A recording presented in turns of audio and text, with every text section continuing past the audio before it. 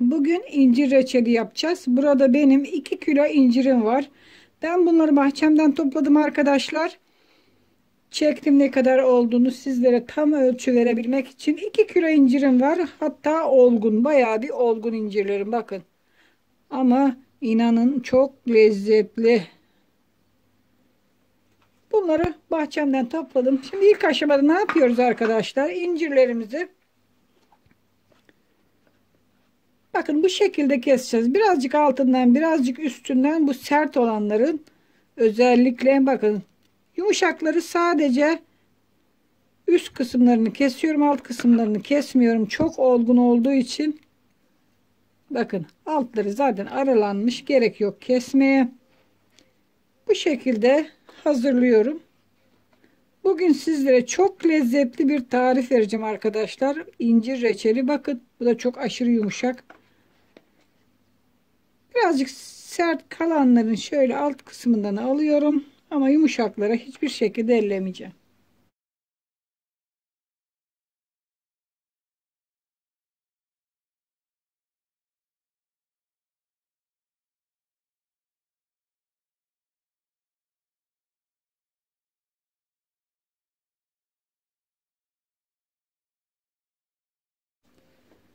Evet arkadaşlar, reçelimizi incirlerini ayıkladık, temizledik. Şu anda hazır. Şimdi şerbetini hazırlama aşamasına geçelim.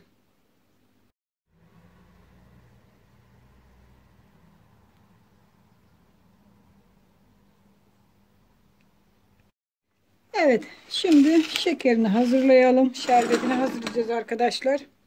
Tenceremi alıyorum. Tenceremin içine 8 bardak şeker dökeceğim arkadaşlar. Normal standart su bardaklarından.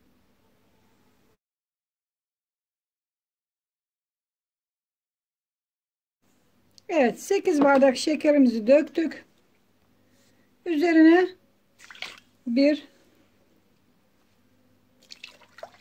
2 ve 3 bardak su koyuyoruz arkadaşlar. Şekerimizin üzerine 3 bardak su, 8 bardak şeker, 3 bardak su koyduk 2 kilo incire. Şimdi ocağı kaynamak üzere götüreceğim. Şerbetini hazırlayacağım. İlk aşamada arkadaşlar koyu şerbet olduktan sonra incirleri içine bırakacağım. Kaynatmak üzere ocağa götürüyorum. Evet, şerbetimiz ocakta kaynıyor arkadaşlar. Başladı kaynamaya. Biraz koyu bir şerbet olana kadar kaynatacağız. Ne kadar? Bir 20 dakika kaynatalım bakalım. İstediğimiz kıvama geldiği zaman incirleri bırakacağız. Evet arkadaşlar, reçel istediğimiz kıvama geldi şerbet. Bakın. Böyle köpük köpük olduğu zaman, koyulduğu zaman bu olmuştur arkadaşlar. Bayağı bir koyu oldu bakın. Akıcı. Şimdi üzerine incirleri bırakıyoruz arkadaşlar.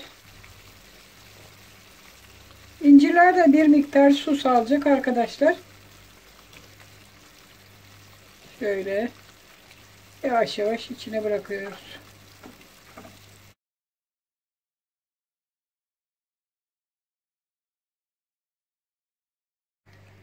Evet.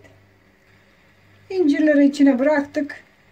Şimdi incirler şerbetini çekene kadar kaynatacağız arkadaşlar. Şimdi bu şerbet bir miktar sulanacak. Ve tekrar koyulma aşamasına geçecek. Bu aşamada fazla karıştırmıyoruz arkadaşlar. Çünkü dağıtmamak için incirleri, benim incirlerim olgun. Bayağı bir olgun.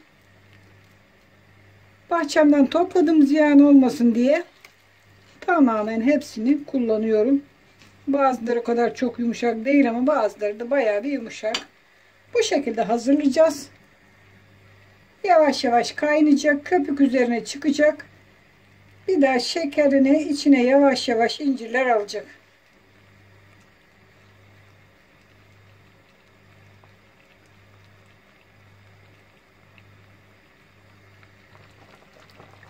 Evet arkadaşlar, köpük gördüğünüz gibi yavaş yavaş üzerine çıkmaya başladı. İncirler sularını salmaya başladı.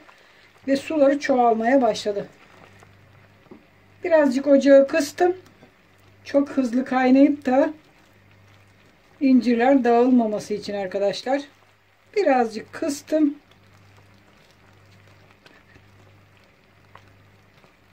Harika gözüküyor arkadaşlar. Bakın hiçbir şekilde karıştırmıyorum. Dağılmaması için. Bakın şöyle göstereyim. Suyunu ne kadar saldığını, çoğaldığını görün. Bakın bayağı bir sulandı. Şimdi bu suyu çekecek, tekrar incirler şerbeti içine alacak. Reçelimiz kaynıyor. Dediğim gibi kısık ateşte bakın köpürdü. Bu şekilde kaynayacak zaten. Üzerinde biriken şu beyaz köpükleri bakın arkadaşlar alıyoruz. Bunlar biraz acı yapar. Bu köpükleri her reçelden yapıştır. Bu şekilde alın. Bu köpükler reçelinizi acı yapar arkadaşlar. Şöyle bir miktar bakın üzerinde olan beyaz köpükleri alıyoruz. Bu şekilde.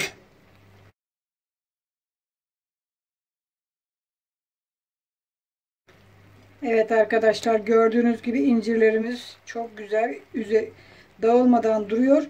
Rengi de gördüğünüz gibi bakın kırmızıya dönüşmeye başladı.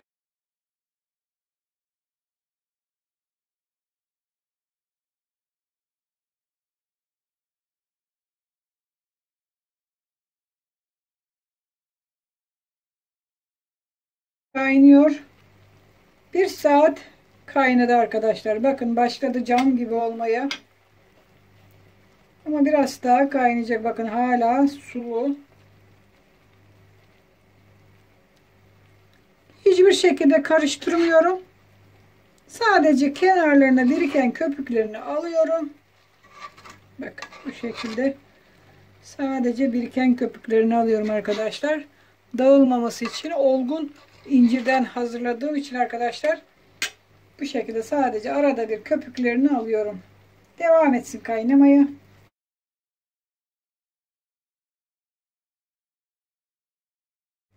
Evet arkadaşlar. Reçelimiz 1,5 saate yaklaştı kaynama süresi. 1 saat 15 dakika oldu ve gördüğünüz gibi artık reçelimiz yavaş yavaş kıvamını alıyor arkadaşlar. Şöyle biriken köpükleri sürekli alıyorum ama yine de köpürüyor arkadaşlar.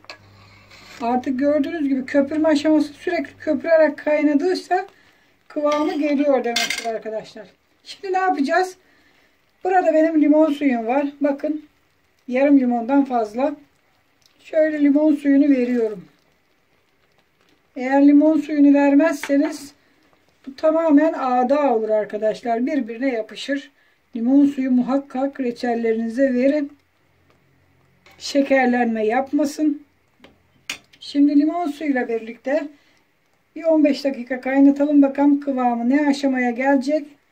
Daha sonra tekrar devam edeceğiz. Evet arkadaşlar reçelimiz artık oldu. Bakın sadece köpürüyor. Suyunu asla görmüyoruz. Bu da reçelimizin oldu demektir arkadaşlar. Kıvamı bakın bu şekilde. Hani sulu gibi gelebilir ama bu soğuduğu zaman tam kıvamını alacaktır. Eğer koyu yaparsanız resmen ağda olur arkadaşlar. Yiyemezsiniz. Çat çat kalı gibi kalır. Artık ocağımızı kapatabiliriz arkadaşlar. Ocağımızı kapatıyoruz. Eğer kışlık yapacaksanız sıcak sıcak kavanozlara doldurabilirsiniz.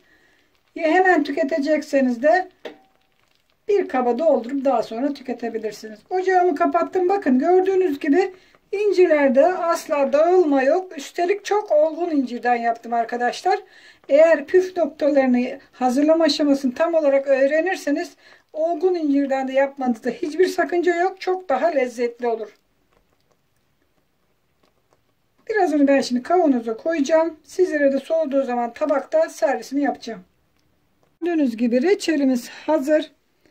Kavanoza koyacağım arkadaşlar. Birazcık da kalanı ayıracağım. Dediğim gibi sıcak sıcak kavanozlara koyabilirsiniz. Bakın ne kadar güzel olduğunu kendi gözlerinizde görün arkadaşlar. Birazcık şöyle tanelerinden koyuyoruz. Daha sonra suyundan ilave edeceğiz. Bakın hiçbir şekilde dağılma yok arkadaşlar. Doğru bir şekilde pişirdiğiniz zaman reçeliniz asla dağılmaz. doğru hazırlama yöntemini öğrenmeniz gerekir arkadaşlar. Bütün videolarımda sizlere her ayrıntısıyla birlikte tarifleri anlatmaya çalışıyorum elimden geldiği kadar. Umarım beğenirsiniz arkadaşlar. Sizler de kanalımı beğeni atarak, yorum yazarak, güzel yorumlar yazarak, abone olarak yardımcı olmuş olursunuz arkadaşlar. Sosyal medyanızda tariflerimizi paylaşarak kanalımızın büyümesine ve gelişmesine yardımcı olmuş olursunuz arkadaşlar. Şimdiden bütün arkadaşlara çok teşekkür ederim. Evet, bir kavanoz doldurdum arkadaşlar. Biraz incirinden, biraz suyundan, şerbetinden. Sıcak şu anda. Şöyle sıcak bir havlu ile kapağını bakın 2 geri 1 ileri olacak şekilde kapatıyoruz. İşte bakın arkadaşlar, reçelimiz muhteşem. Evet. Sıkı sıkı kapattıktan sonra ters kapatıyoruz her zamanki gibi. Bu şekilde kapaklarının tutmasını sağlayacağız. Bir gece bu şekilde bekleyecek. Daha sonra istediğiniz bir karanlık yerde, karanlık bir ortamda kiler gibi saklayabilirsiniz arkadaşlar. İncir reçelini kavanozlara koydum. 2 adet yarım kiloluk reçelim çıktı arkadaşlar. Bir de bu tabakta gördüğünüz servis tabağına koydum ki sizlere göstermek için. Bakın muhteşem görünüyor. Harika bir reçel hazırladık. Hatta olgun incirlerden hazırladım. Çok da güzel oldu. Çok da harika oldu. Şu anda biraz soğudu ama daha sıcaklığı var arkadaşlar. Kıvamını size göstereceğim. Birazcık daha soğusun. Kıvamını göstereceğim. Reçelimi bir miktar soğuttum. Bakın kıvamını sizlere göstereceğim.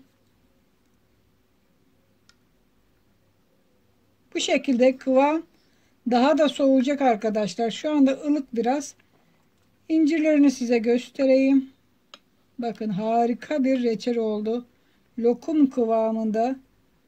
Misler gibi. Bakın asla dağılma yapmayan, hatta olgun incirden yaptığımız reçelimiz. Tüm püf noktalarıyla sizlere anlatmaya çalıştım arkadaşlar. Umarım beğenmişsinizdir. Sizler de yapar evinizde çoluğunuza, çocuğunuza yedirirsiniz bu tarifi arkadaşlar. Hoşça kalın. Bakın lokum gibi. Afiyetle kalın arkadaşlar. Daha birçok yeni ve güzel tariflerde görüşmek üzere.